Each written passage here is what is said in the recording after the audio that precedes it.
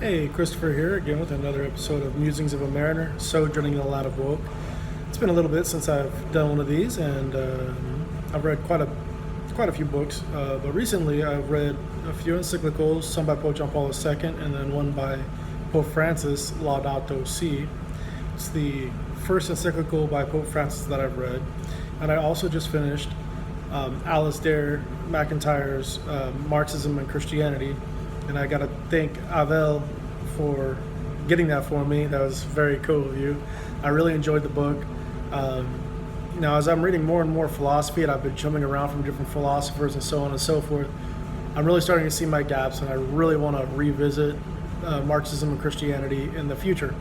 Um, and I would really like, though, right now to talk a little bit about Laudato Si, Pope Francis, the papacy in general. So I made a little post on Facebook about reading this book, and I saw that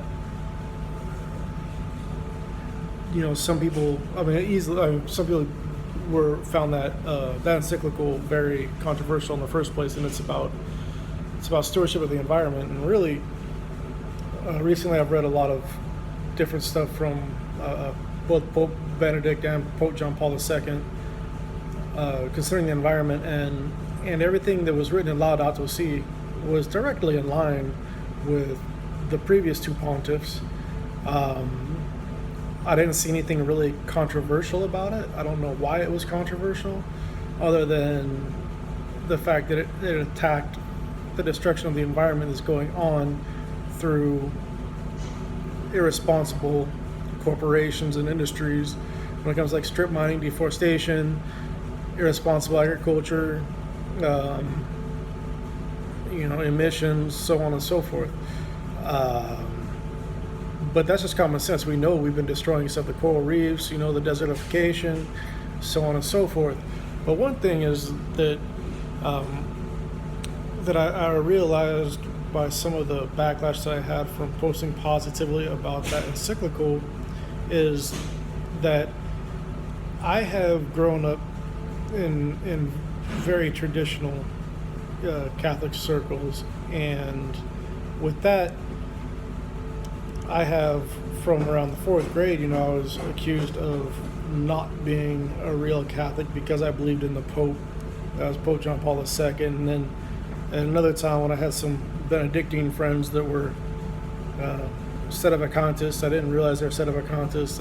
I suspected it, but they never were openly, until one day they accused me of not being a Catholic because I believed in the Pope, and that was Pope Benedict. And I get the same kind of feeling around Pope Francis now. I have a lot of doubts and worries and concerns surrounding Pope Francis and the things that I've read and heard. But like I said, I've only read one of his encyclicals. I've got 3 more here with me on the boat that I'm going to try to read before this hitches up. But,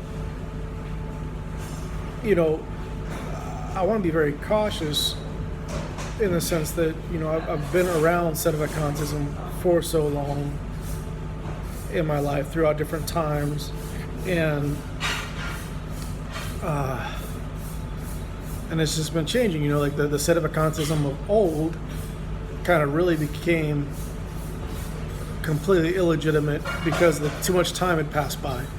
And, if there hadn't been a pope since the beginning of the 60s, well, it's getting a little bit too late to have a pope, which means that Christ lied.